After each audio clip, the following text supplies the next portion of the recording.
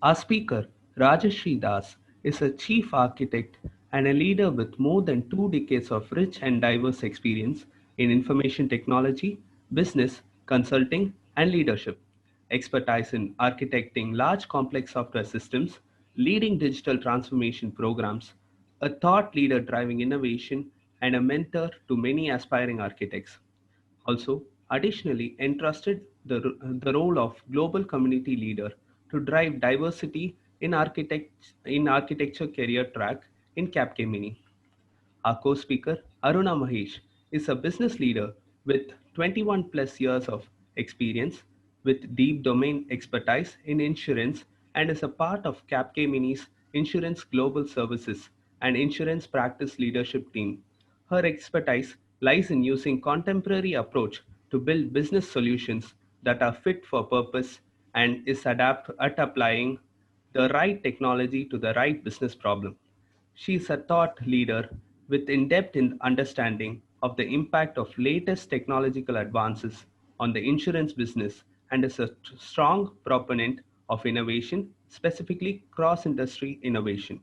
She has a good understanding of usage and of latest and emerging technologies such as AI ML, AR VR, facial recognition, IoT, blockchain, and RPA. She is an active blogger, speaker at various forums, and also contributes to the Capgemini's renowned World Insurance and InsurTech reports. She has worked across various geographies, including continental Europe, APAC, US, and UK markets, in multifaceted roles such as domain subject matter expert, business solutions architect, pre-sales head, and sales head. She has managed strategic enterprise accounts and has an inherent ability to build and nurture CXO level relationships. She comes with extensive experience in business solutions consulting in insurance domain, having led the business analysis practice and built insurance capabilities. Thanks a lot, Kirti Vasan, for a warm welcome to both myself and Aruna. And thanks a lot to all the participants to make time for this 1 hour session today with us on a weekend. And also very excited to know that all of you are going to be part of this virtual hackathon planned in collaboration with NASA. I think it's very, very good initiative. And what I hear from Kirti Vasan and from the organizers, this is open to all age groups, starting with kids. So it's paving the way for a future generation to start thinking, innovatively and creatively right from the, very nascent age. So I think this is a very, very, nice cause, and happy to be part of this, in a small bit, whatever Aruna and myself can contribute to this whole event. So with that, as Kirti already mentioned about it, so we are going to take you through how to make artificial business as usual. Just to introduce myself again, myself Rajashri Das. As you know by now, we had a Capgemini video and Kirti Vasan give us a very nice introduction about us. So we are part of Capgemini Group. I am specifically part of Insights and Data unit. And I play different hats. Sometimes I play the role of enterprise architect, chief architect, or sometimes I'll play the role of a solution architect for a particular customer. So that's a little bit about me. Aruna, you just quickly want to tell hi to the team? Sure. Thanks, Rajashri. And really thank you very much for a very warm welcome. And like Rajashri pointed out, on a weekend taking out time, that's really nice of you all. A quick introduction, I think Kirti did talk about me, but if you look at it, Rajashri is our chief architect at level 3, which is, she's one of the very few, in fact, very few women leaders who are in that architect role. So I'm her counterpart on the business side, and my role, so even though I started as an engineer, I've slowly moved across various roles, and I've chosen insurance as the field of my interest. And I'm on the business side of things. So while Rajashri architects the solutions, I give it the business flavor, to make it very simple for all of you. Yeah. Thank you, Rajashri. And these roles has to complement each other to, give a very compelling solution to our customers. So, and we of course have one more various other important roles that contribute to it. But this is very important to understand the business aspect and accordingly leverage the technology to give a right solution. Okay. So with that, we'll start our today's session with that context. So what are we going to cover today. So mainly just maybe some of you guys are, and I heard you, there's going to be kids. We'll start with the basics in terms of what is artificial intelligence, why is there so much buzz around it, though even though it has been there for years, but why it's so much a buzz in today's scenario. Okay, and that's our second part. Then of course, how do you really adopt AI? Like as we said, we're part of Capgemini group and technology organization, coming up with innovative solutions for our customer. How do you really help organizations adopt artificial intelligence in a systematic and in a scaled manner? And that's how we'll complete, let's make AIs everywhere and how we make it business as usual without worrying too much about, maybe it's something very special and you need special, a specialist like data scientist, or maybe you really need maybe investment on a big lot of hardware and a lot of things that people think, it's very difficult to adopt AI in a regular manner. So with that, we will end. And of course, when we take you through this journey, it will be supported by good industry case studies that we as Capgemini have worked with our customers to solve their business problem. So that's at a very high level what we're going to cover today. Hopefully, because it's 1 hour, we'll try to cover as much we can. If not, we'll also share some of the case studies offline later on with you. Okay. So with that, we'll start. We'll start with the first part. What is artificial intelligence all about? Okay. And if you think about it, there are numerous definition across the world, be it from Cambridge, Europe has defined its own definition, and not across the world a different definition, and Capgemini has its own definition. But before that, because to put in a very simple language, artificial intelligence is nothing but how a machine can mimic a human intelligence. Like as humans, we have so many senses given to us that we can comprehend. When I'm speaking, you guys are able to comprehend what I'm saying, and able to understand what I'm speaking, right? When we see like there's some danger, there's a fire, we take an action, right? We immediately alert ourselves. There are a lot of cognitive senses that we use to really respond to a situation. So artificial intelligence is all about how do you teach a machine, a physical computer, to mimic this intelligence. So in a very layman word, that's what is artificial intelligence all about. But if we have to go with a proper definition in the Capgemini world, what we call it as a very importantly a collective term of capabilities shown by a learning system. Okay, see, the computers cannot do something unless it has learned how to be imitate a human's intelligence. So the important term here is the learning system, the capability of a computer to learn and mimic a human intelligence. Okay, and this intelligence is categorized by in various ways. It's about machine vision. How can machine see objects and sense it? It's all about learning the natural language processing. Like we can understand English language and so many different mother tongues that we have in India, that we are over the years have learned and memorized our brains to understand all these things. But machine also has to understand this natural language processing. Then machine helps you in taking decisions for you based on certain data points analysis has done, and then of course taking actions and automating lot of mundane things that otherwise could take a lot of time and or take a lot of mechanical energy, a lot of energy of yours. Simple thing, if I have to give an example, in recent times, corona times, especially in India, and we all as working women, we don't have maids anymore. So simple thing I've automated at my home is I've got an iRobot who does all the cleaning for me at my home. Okay, this is and that iRobot is so powerful. It also tells me after cleaning the house which all parts of the house I have cleaned and how much time it took. So it has a machine intelligence to not only do the work but also give me the inference and analytics out of it. So that's the level the automation you can go up to.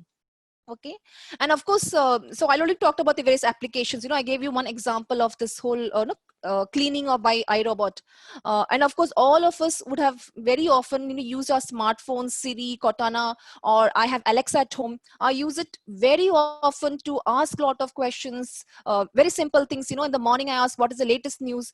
So it's all about how this what so all these things are just examples or applications of how AI is playing a very important role in our day-to-day life. It's not just this. You have all heard about the autonomous vehicles. You have heard about what Tesla is doing.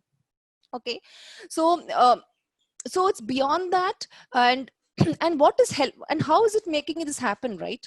How is it able to do all these things? So while you see a lot of front end things in terms of application of the solutions, behind the scene there's a lot of technologies that come together to make it happen. Be it, especially, it's the big data technology, the deep learning, which is based on neural networks, and lot of accelerated hardware in terms of not only just CPU will not cater to this kind of computing power that we need, but the power of GPU.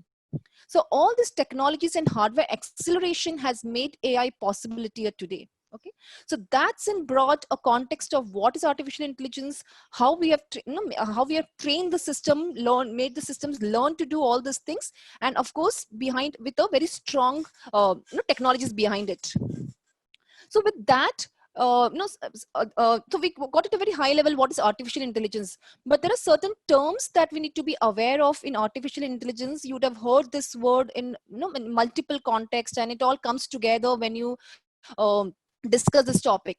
So just to give a brief introduction of what each one of this means. Okay, so if we start with data mining or data analysis at the bottom, so this is something, where you go and mine the data to get some important insights. Okay, could be a good example like, very often we have seen this, all of us have credit card, and so there are cases when a person has not swiped a card, and and someone else has swiped a card, some fugitive activities happening. But because the systems are trained, our banking sectors have trained the systems to capture certain events. If they know this person's pattern, this person is like, if I take my example, is in Mumbai, she always uses a credit card in Mumbai, and they see if and she's in, and they also know if I'm in Mumbai, I'm not traveling, and if my card is swiped in some other country outside of India, so it will immediately alert you that, okay, there's some fraudulent activity going on, have you made this purchase or something else. So this is kind of the whole data mining concept, is to put together certain patterns, even patterns across, which will help you when that pattern happens, you will be able to identify it. And it's mainly related to technologies like event processing and those kind of technologies. Okay, but what is machine learning is all about, artificial learning is all about, it's something about, which, as I said, artificial intelligence is something that behaves like a human. It has to something that it has to learn on its own without being programmed. Okay, so artificial intelligence is that bigger umbrella, which at a very broad level tells you it's about just mimicking in a computer world, mimicking a human. Okay, and within that then comes the machine learning. This is the subset of artificial intelligence. This is where you actually make use of various machine learning models, algorithms, and how these algorithms learn. These algorithms are applied to a set of data, and this data could be labeled or unlabeled. We'll talk about it, what it means by labeled, unlabeled, and it will learn from its own. Okay, so it's all about, like, in early in our life, when we say about learning, we had teachers made, we used to go to school, colleges, and teachers used to make us learn. Okay, and how does a machine learn? So machine learns by just looking at the data that is given to it, it learns from that. Okay, and then if you go further down, it's the deep learning, which is a specialized technique within machine learning, which specifically makes use of the concept of artificial neural networks, which is kind of a layer. It has got various layers to code really deep to analyze a problem. Very simple example, if I want to go, if give, it is used in computer vision technology, where it can take the pictures, segment the pictures to such detail that it can actually find out, human face, there's an eye, nose, to that detail it can identify. Okay, so the whole concept is based on how the neurons work in our brain. So this is a very specialized technique, and this is really picking up in last few years because of all the, again, hardware acceleration that's done. And if you see on all this, a lot of overlap in these concepts, and the key thing that binds them all together is the data. And if you see, big data plays a very important role here. By big data, we mean it's like huge amount of data in petabytes and zettabytes, which, traditional systems cannot analyze or store. So, and because all these scenarios where it has to go do deep analysis involves humongous amount of data. So data is something that binds together all these technologies, because data is the asset from which we are going to get all the insights out. Okay. So that's about the different terms that we use in the artificial intelligence world. If we move on to the next slide, So what we spoke about, right? Machine learning is dependent upon lot of different models, okay? And so so in the artificial intelligence world, this machine learning models are, are specifically categorized into 4 models. First one is 4 of them are supervised, semi-supervised, unsupervised, and reinforcement learning, and each of them has their own algorithms to support it. And what do we mean by supervised learning? So supervised learning is something where you already have a data, a predefined set of data, and you also know the results. So in this case, you feed this data with results to the computer, to the machine. It looks at this data and restores it. And when a similar kind of data comes in, it's able to classify that, tell, okay, if the data with the same kind of criteria comes in, it's able, and because you've labeled that data, it will easily tell you, okay, this is of this type of data. Semi-supervised learning is a little so first I'll go to unsupervised learning. So unsupervised learning is a model where you don't give any training data, you don't label any data, so machine looks at the data on its own and tries to infer the various patterns and based on the data. Okay, so it learns on its own to identify unique types of patterns and make some kind of clusters around it.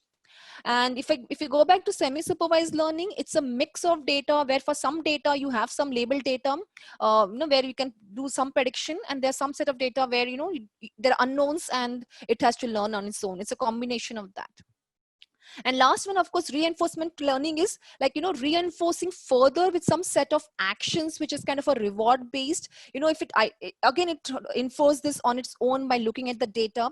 If a right decision is made, it kinds of rewards it in a positive manner, gives a positive score. If whatever decision making is not right, it kinds of gives negative scores. So it's a little bit more reinforced learning with some more techniques to make it work. So if I go down, so and all this is supported by, as I said, by algorithms which have been there, for many years now. In the 50s and 60s, some of these algorithms as part of statistics has been been there quite long time, like regression and classification. So some of these statistical models help in these kind of learnings. So if I have to take the example of supervised and semi-supervised learning, two algorithm set which are very popular are regression and classification. Okay, and what it means basically is, they're different. Each of these models have a different mechanism in which they classify it. Okay, so like we take a simple examples of decision tree, because you have a labeled data, it can figure out, if the data is of this type, then it falls into this decision tree. The data of this type, it falls into different decision trees. So I'll not go into explanation of each of these models, because I know some are very very young in this crowd, but enough information is available of this regression models. So first one is just about basically classifying based on the labeled data. And the second one, in terms of unsupervised learning, clustering means, because it's learning on its own, what it does is it creates a clusters where the data is similar. It kind of creates a number of clusters within the data. Okay, if there's a similarity between 2 or 3 set of data, it tries to cluster it. And the other part, association rule learning, what it means is, if I give a simple example, if somebody's going to a shop, and he's consistently buying something, if he's buying milk, he's also buying curd. Okay, or if he's no, so there's a certain pattern in which, when a person goes to a shop, if it's like a person has a baby, and he's going shopping, you always see a pattern. Okay, if he's buying Cerelac or something, then you can recommend that, the way you design your store. Okay, wherever there's if it has something has to be kept around baby food, all of them are kept together. So some of these analysis is done in retail to really figure out, if a person is buying this, what else he can buy. So these are called association rule learning. So so this is again, but all this is learned by the machine on its own, because you don't know what kind of rules, how many rules, such rules you can set in the system. Okay, and lastly, of course, reinforcement learning. There's this Q learning concept, which is again based on deep learning, which is quite advanced. Again, to figure out in terms of recommendations. We have seen in Amazon, when you log in, you search for something. When you log in, it knows and gives you a lot of personal recommendations. So some of each of this machine learning models, depending upon the applicability and need, has a different purpose and how it can be used. But some of the whatever we have mentioned here are typical algorithms in use in the industry, and good to know details around this. So with that basics in place and the concept of artificial intelligence, if you have to just go back to history and know how did this whole this evolve? Did AI come just last 2-3 years, or how did it happen?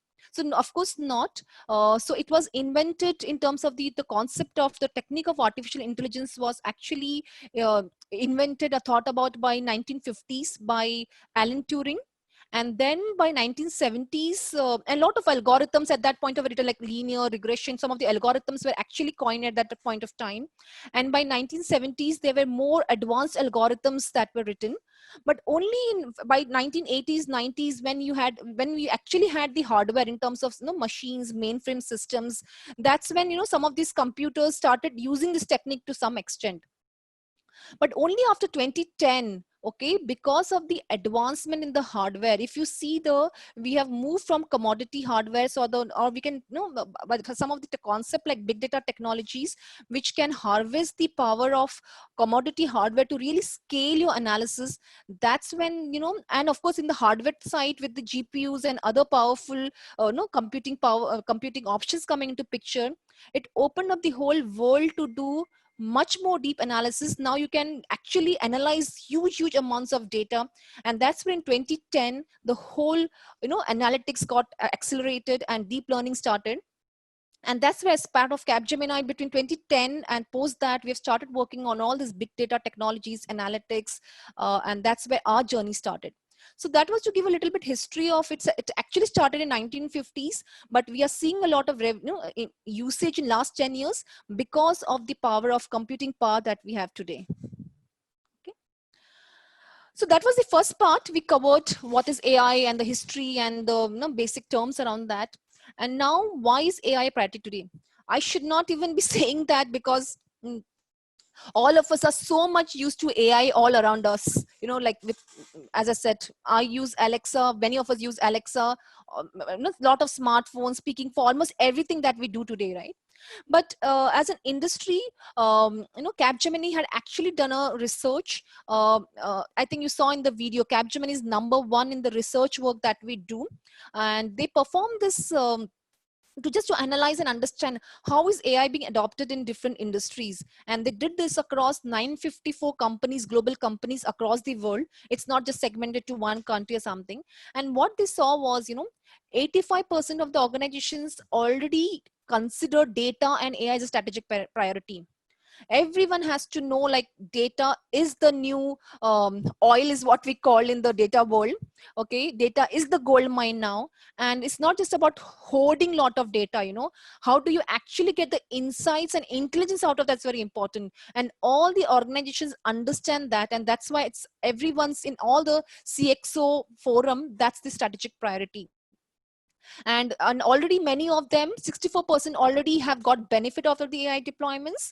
While this is, everyone knows it's strategic and people are adopting it, but there's still some companies who are still are struggling to get into the AI journey. They have launched some pilots, but they're struggling to deliver at scale. And that's where organizations like Capgemini, who have a very dedicated COE and a way of how to scale AI, because they are very good in understanding the technologies, the applicability can help here. Okay, so this is just to give a perspective. This is not something that is still in a very nascent stage, but a lot of organizations have already worked on it and picking it up. Okay, so in the introduction, I specifically spoke about some of the examples, but if we really have to go through some of the examples, by banalize here means, it's already commoditized and all of us are very used to in our daily life. So all of us are very used to all the recommendations that pops up, right? When I log into my Gmail or Netflix or YouTube, though I look for something, a movie, it also comes back. People like you also look for these kind of books or these kind of videos they have seen. Okay, so recommendations all over the place. Then of course, I at least I'm so used to Alexa every day. At least I know I have something to ask to Alexa, so it's become like part of our life, especially in this COVID times when you're totally locked inside. It's some sort of not just for information, but also some entertainment. Also, you use all this conversant kind of applications.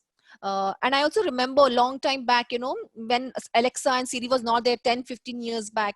I used to hate typing when I was just out of college and into industry and had to type lot of thing, code lot of thing. I always used to wonder, if I could tell someone and it can type things for me, or I can ask someone, it can just come back with my answer. So some of those things have become a reality today, like with Alexa, Siri, and all those things. Of course, another very big thing that we use in a daily life is GPS. All of us have used it, especially I'm in Mumbai, Bangalore would really know it's such an important tool. You're always stuck in traffic, and if you want to have a no optimized route for you, right, it does it so dynamically.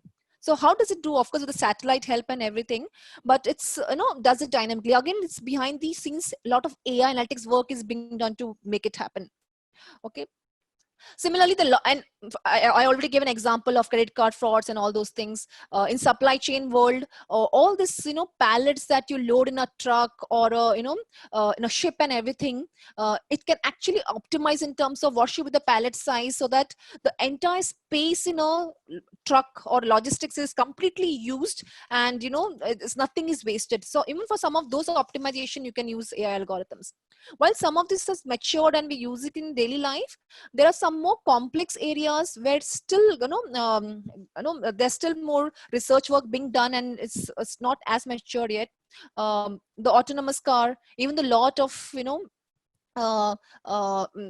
testing has been done. Still it's the long way, especially if you have to kind of launch it in India. We're still far away from that. Okay, it has to be really smart, and to um, especially in India, anybody can come from anywhere, and so how to make sure it's really ready for launch. So this still takes some time.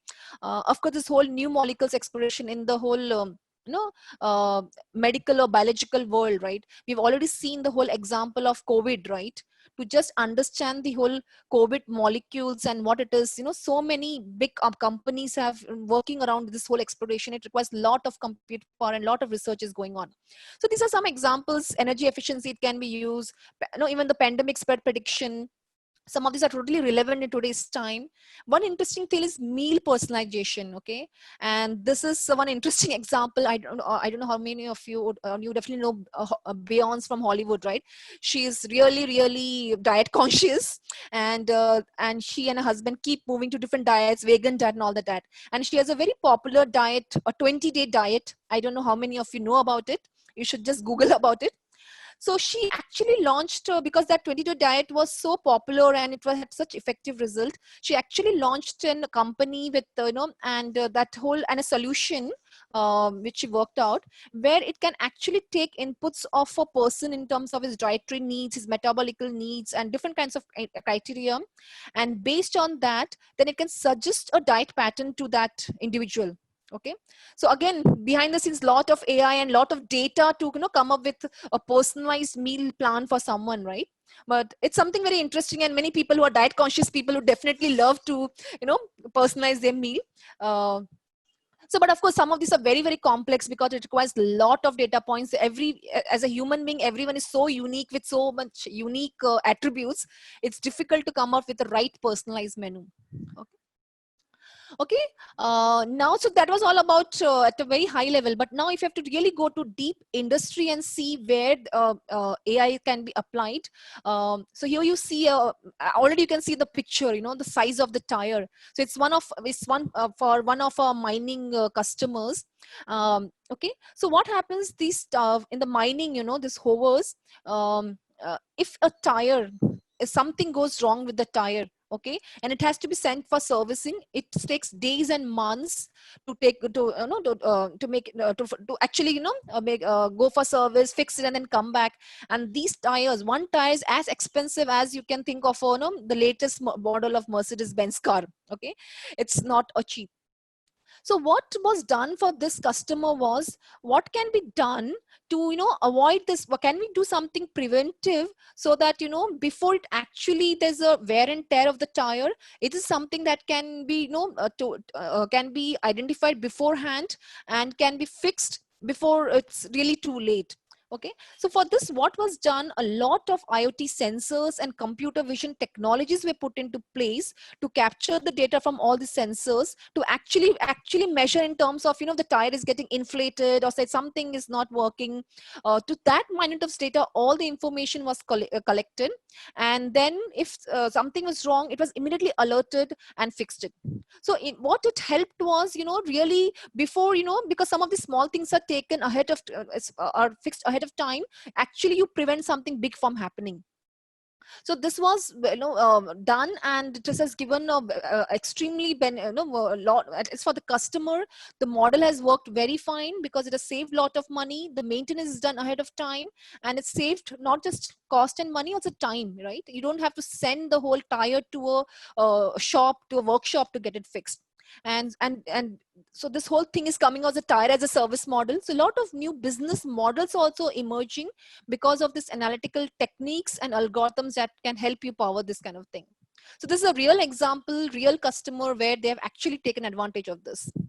If I go to another example, again from the industrial automation domain, okay, again this is a customer with, you know, who provides engines to aircraft carriers, automotives, and a lot of industrial products that it provides. Okay, again when it provides these engines, there's a lot of assembly that needs to be done for the engine. And when you assemble this lot of these products in the engines, you have to kind of glue it together, you have to make it all those things are glued properly together. Okay, I'm just taking one example. Okay, and this is a real example.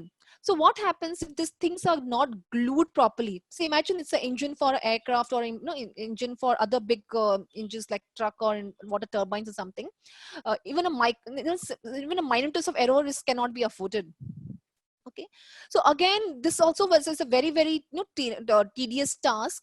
And in this example, what was done was actually, again, you know, lot of sensors were put, again computer vision was taken into, a technology was used, and of course all these technologies behind the scene require, you know, a lot of techniques like deep learning to make it happen. So they actually checked the viscosity of the glue by taking the by the sensors, then by the pictures they could actually identify, you know, if it's fit properly and do all those things. And after the 5 months of the solution was deployed, if you see, they actually prevented, when they kind of, the solution worked fine with the pilot, and then they roll it out to 7 plants. If you see, they actually prevented 26,000 hours of downtime, which is a huge amount of time, you know, if you calculate it. So so that's the power, no, this AI is bringing into play, and it's actually helping the industry. So okay, so at least I took 2 examples of industrial automation, but there are more examples. Even Aruna will talk about it. One more quick example, again in the industrial automation, it's all about, as we talked about, this whole viscosity, right? Again in the quality side, how to make sure if an error happens, even before that error is going to happen, can we preempt it and, you know, do it. Again, this was done for a big automotive customer in Germany. And this is, again, if you see the prediction accuracy in which it actually is able to predict with the cameras, you know, it actually takes the picture. It's runtime, even before the error happens, in runtime it quickly checks and says something is happening, and you don't even need a sometimes a manual intervention. It can automatically also take care of the solution. So this is where the, you know, power is using, and especially in the manufacturing in this world, some of this for this whole advent of industry 4.0, right? This is really helping. Okay, now, so we talked about some examples, why AI a priority, and just how did we reach here, right? Many years ago. So we always take data and AI in the same breath today. Why is that? Initially, like, you know, 20 years back when we joined industry 20 years back, we had databases. We used to collect a lot of data, and that's it. We just used to collect data and do nothing with it. So we used to call them as data collectors. And then after some time, we started storing the data in like data warehouses, data marts. We started storing the data. But again, even after storing the data, after some time, we just used to delete the data, periodically just delete the data when it used to become huge. We were not using it. But after that, people then realized data is an asset, you know. Like if I have to really understand my end customer, consumer, how can I increase my bottom line and top line?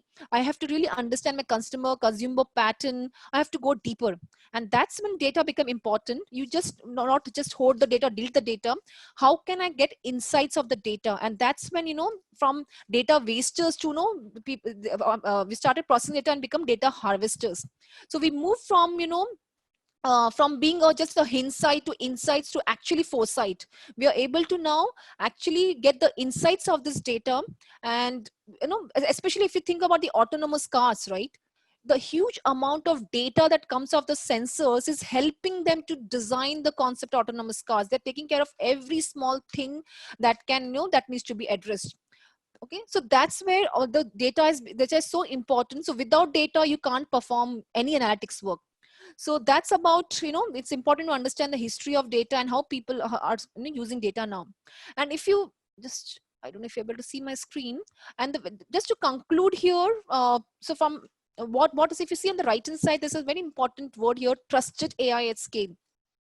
So I'm sure you'd have heard of lot of, many governments also, are asking or has concerns. Many people have also concerns. Citizens have concern. Is AI really a trustworthy, model? The models that it's running is really trusted.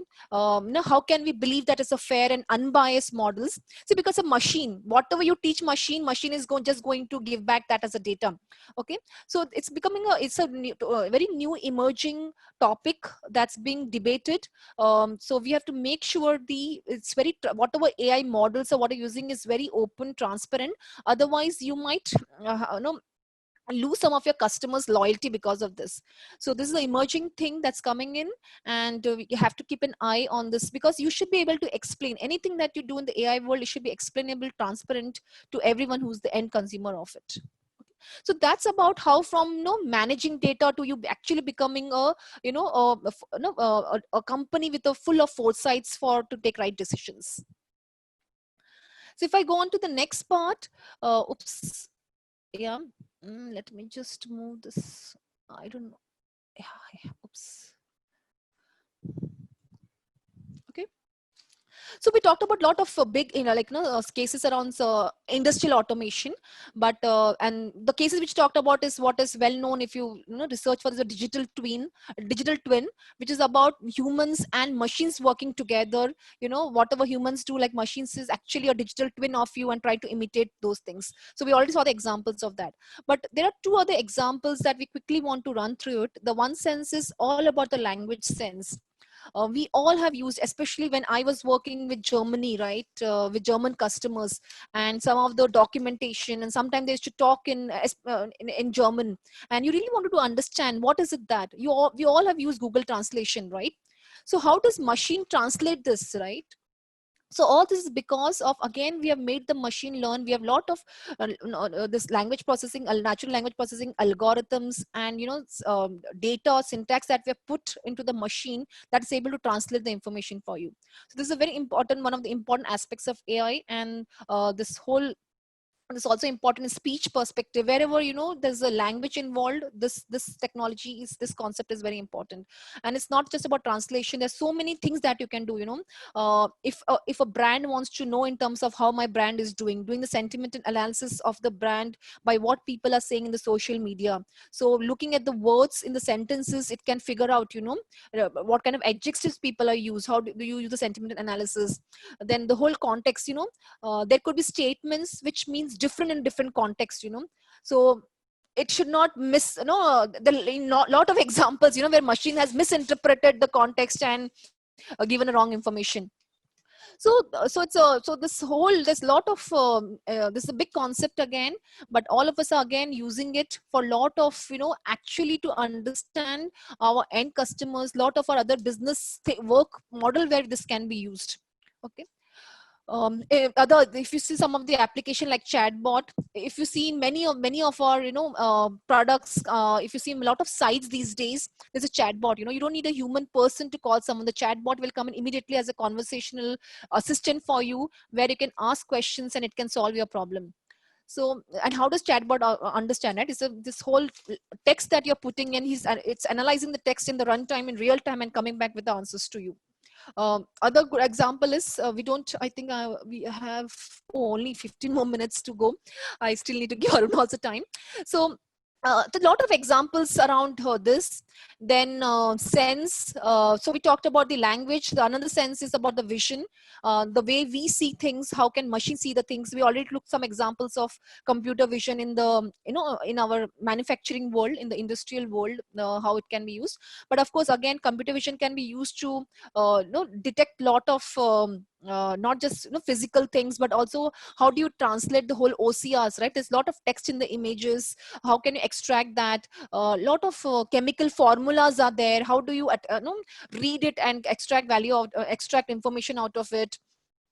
So the whole segmentation, even in the medical imaging world, right, where computer the lot of these images are used to really, and so like for all this cancer detectment, a lot of this detectment, lot of this neurophils, and a lot of these things are actually, the data is actually visually analyzed to see what is the problem. So this technology also, vision, goes a long way by in terms of recognizing the images, extracting the right information out of it for your analytical work.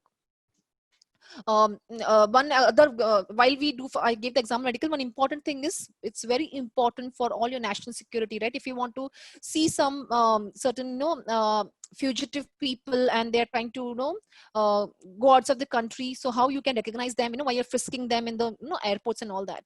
So that's where this computer vision technology can help us to identify by facial recognition, identify some of those people. So a lot of application again for vision. Okay, so with that, I'll stop here, no, to share some cases. But now we will hear some no use cases from insurance from Aruna. So I hand it over to Aruna. Thanks, Rajashri. If you could move to the next slide. Yeah. Just cognizant of the time, so maybe I'll just take a couple and then straight away move to the one where we have applications on this space. So Sure. insurance is a totally different business, and right now the topic is around space and satellite. But I thought, I'll kind of talk about two, three. In fact, I lined up 4 examples, but I'll talk about 2 examples right now. So one is around facial recognition. As we all know, insurance, and just to make it very easy for everyone to understand, insurance is typically when you buy a policy to cover yourselves and your family, right? And basically the amount of the money that is paid is called a premium. A lot of times what happens is we have to fill in lengthy forms, and typically the agent comes and we just sign it off and give. But from an insurance company standpoint, what happens is they have to go and check, right? So you must have seen that a lot of times you have to go for medical tests. And before that, even, as simple as determining the age and gender. Today we have a lot of apps, we have a lot of apps which we see that we can give the age, gender, it shows how you look when you're older. But what we have done is we've actually also developed an algorithm which can give the probability of smoking.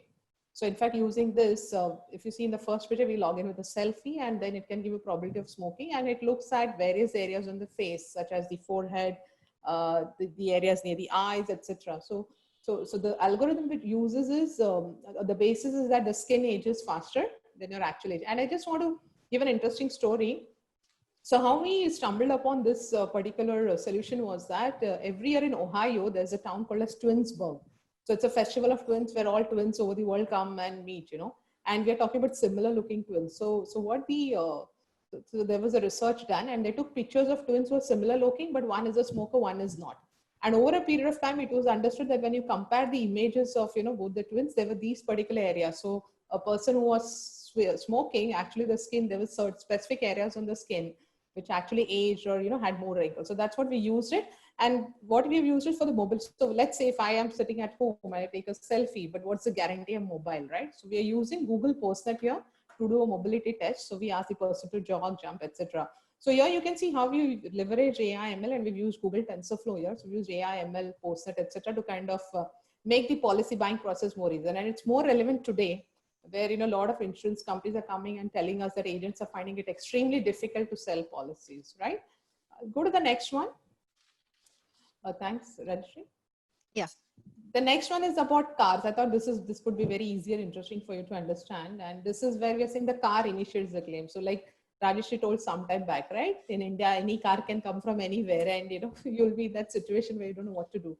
So imagine if we are in a situation where the car itself, let's say there's an accident, and before we know what's happening, the insurance company comes to know and they call up and say, oh, by the way, we got to know that your car is hit at this place, And I hope you are safe, and you just have to click a picture and send it to us. So that's the first part, where we've used a lot of IoT sensors. So using the sensor data, we have used APIs where basically the intimation and email trigger goes to the insurance company.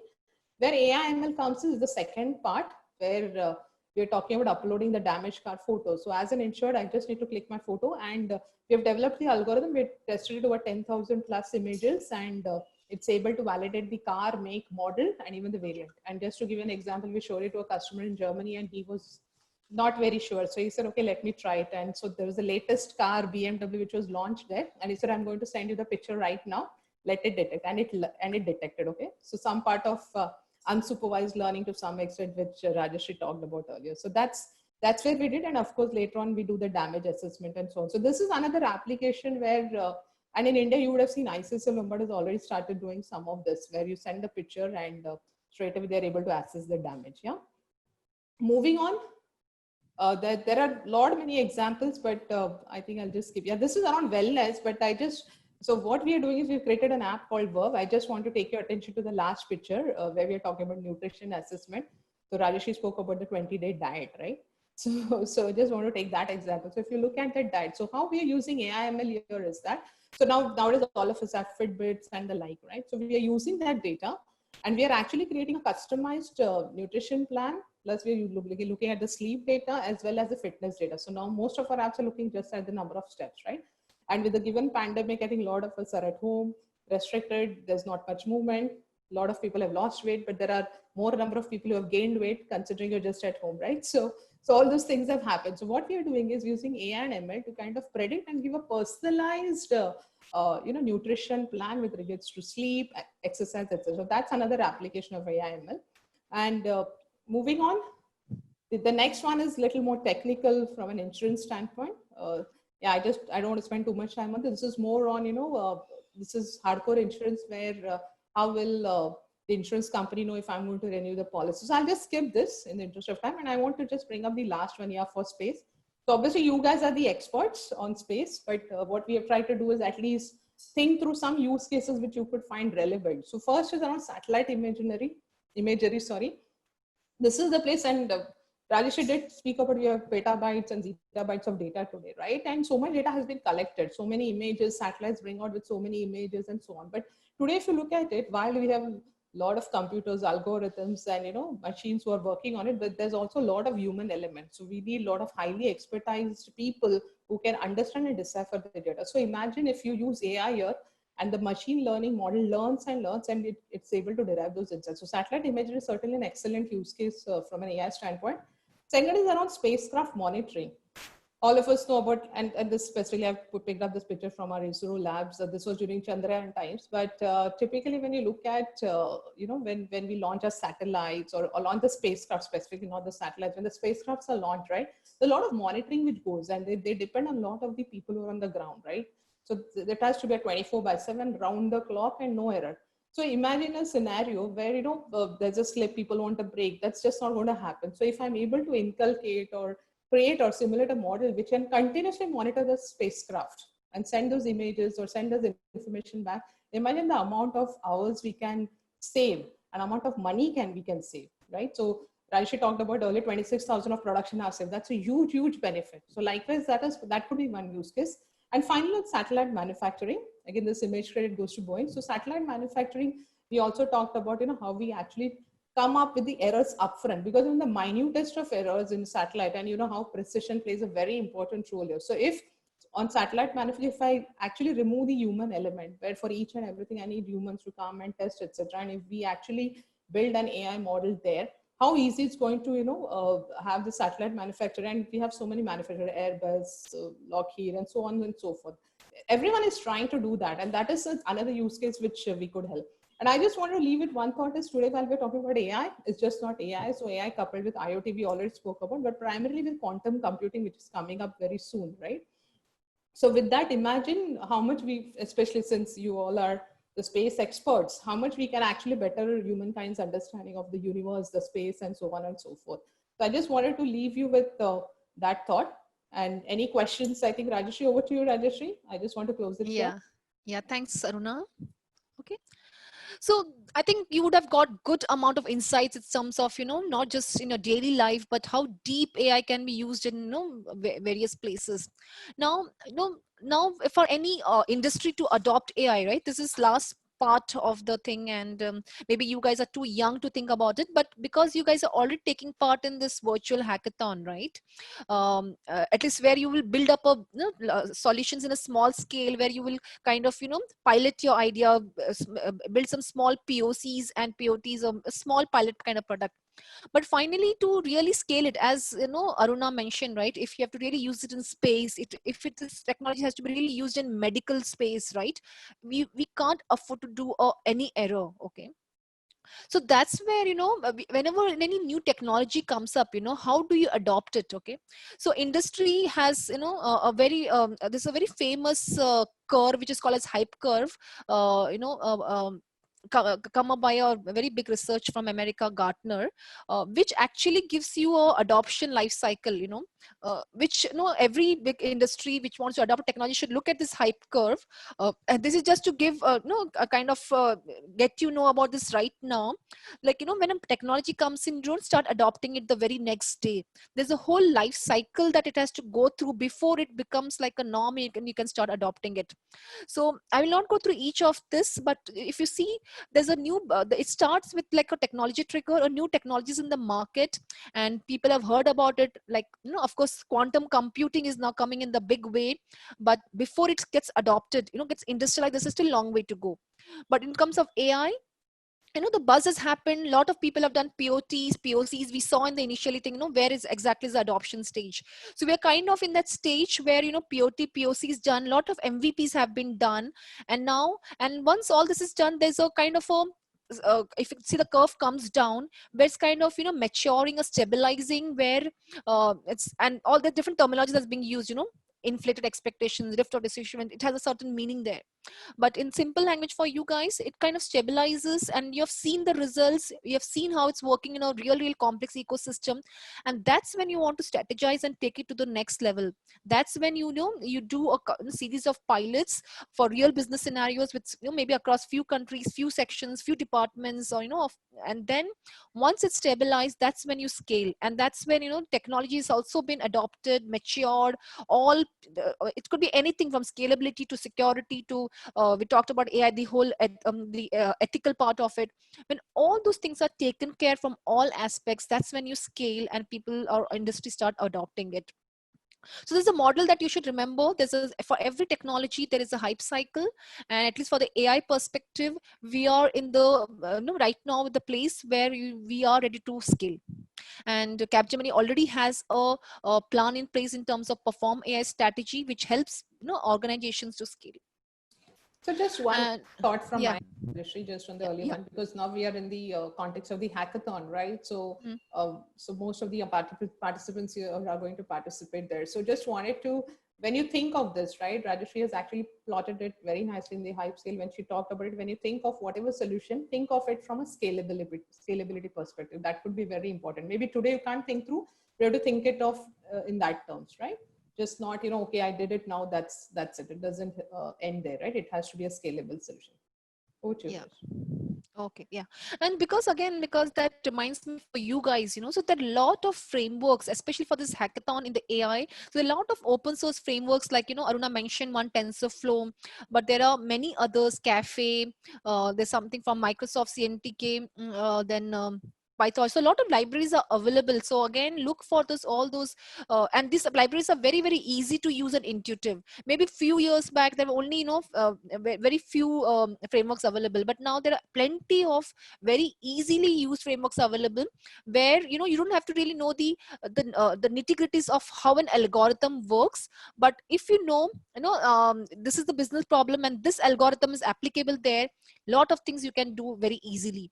So just wanted to share that with you guys. When you choose a framework, plenty are available.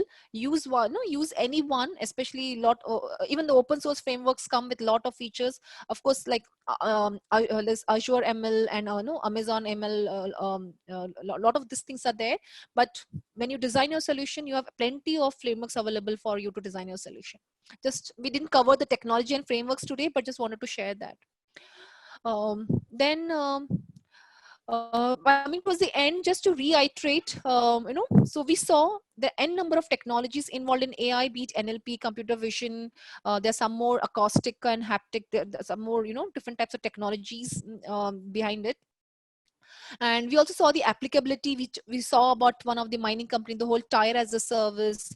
We didn't get time to go through this example of intelligent industry, CMAX, where it's a very, very simple, seems to be a very simple scenario, but it used to take time, where it used to sort eggs. This whole thing was about sorting eggs to make sure only high quality eggs are delivered. Like there are no cracks on the eggs, it's not soiled.